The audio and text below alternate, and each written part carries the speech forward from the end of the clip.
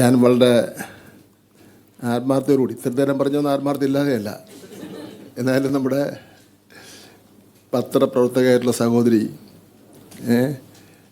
വളരെ പുഞ്ചിരിയോടുകൂടി ചോദിച്ച ചോദ്യത്തിന് ഒരു മറുപടി പറയാമെന്ന് വെച്ച് ഞാൻ ഒന്ന്, ആരെ ഏൽപ്പിച്ചിട്ടില്ല ഇതുവരെ. രണ്ട്,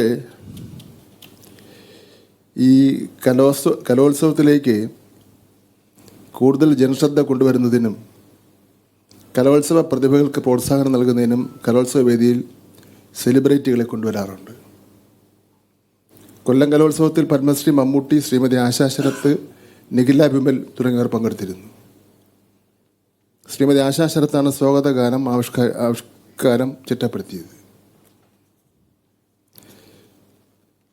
കോഴിക്കോട് കലോത്സവത്തിൽ ശ്രീമതി KS ചിത്ര പങ്കെടുത്തിരുന്നു.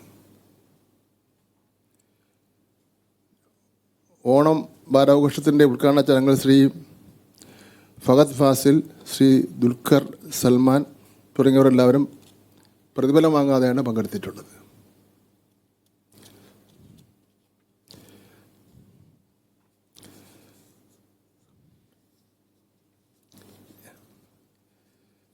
അപ്പോൾ കൊല്ലത്താണെങ്കിൽ മമ്മൂട്ടി 2 മണിക്കൂർ നേരം ചെലവഴിച്ചു അവിടെ. അവസാനം കുട്ടികളുടെ തള്ളും സമ്മാനം വാങ്ങാൻ വരികയും അദ്ദേഹത്തിന് തള്ളും ഉന്തുമൊക്കെ ആയിട്ട് അതൊക്കെ ഉണ്ടായിട്ട് പോലും അദ്ദേഹം വളരെ സന്തോഷപൂർവ്വം അത് ആസ്വദിച്ച് ഇരിക്കുന്ന സ്ഥിതിയാണ് ഉണ്ടായത്. കുട്ടികളുടെ പ്രോഗ്രാമാണല്ലോ. ഇപ്പോൾ ഒരു ചർച്ച ചെയ്യപ്പെട്ടുകൊണ്ടിരിക്കുന്ന വിഷയമായിരിക്കും ചോദിച്ചിട്ടുള്ളത്. ഇന്നലെ ഞാൻ വെഞ്ഞാറമൂട് ഒരു സംസ്ഥാന നാടക മത്സരത്തിൻ്റെ സമാപന സമ്മേളനത്തിൽ സമ്മാനദാനം കൊടുക്കുന്നതിന് വേണ്ടി പോയിരുന്നു. സുരാജ് വെഞ്ഞാറമൂട്, സുധീർ കരമന സുധീർ തുടങ്ങിയ ആർട്ടിസ്റ്റ് സുജാതൻ തുടങ്ങിയ നിരവധി കലാകാരന്മാരെല്ലാം ഉണ്ടായിരുന്നു. ആ യോഗത്തിൽ വെച്ച് സ്വാഗതപ്രാസംഗികൻ പറഞ്ഞു, ലോകത്ത് എവിടെയായിരുന്നാലും വെഞ്ഞാറമൂട് സുരാജ് അദ്ദേഹം പഴയ ഒരു നാടക നടൻ എന്നുള്ള നിലയിൽ ഈ നാടകോത്സവം നടക്കുന്ന സമയത്ത് ഇവിടെ എത്താറുണ്ട്. അത് ആ നാടിനോടും നാടകത്തോടുമുള്ള സ്നേഹമാണ്. ഇപ്പം ഞാൻ പറഞ്ഞു, ഇത് എല്ലാ സെലിബ്രിറ്റീസും പിന്തുടരുന്നത് നല്ലതാണ്. 14,000-ഓളം വരുന്ന കുട്ടികൾ പങ്കെടുക്കുന്ന സ്കൂൾ കലോത്സവമാണ്. പല കാരണങ്ങൾ കൊണ്ടും ഫണ്ടിൻ്റെ കുറവുണ്ട്.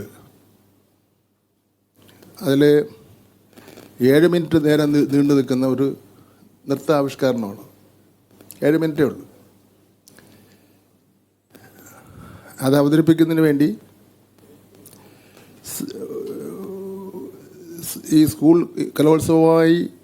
കലോത്സവത്തിലൂടെ പ്രശസ്ത നടിയായി മാറിയ ഒരു വ്യക്തിയോട് ഈ പ്രോഗ്രാം ചെയ്യാൻ വേണ്ടി അഭ്യർത്ഥിച്ചപ്പോൾ അവർ 5 ലക്ഷം രൂപ ചോദിച്ചു.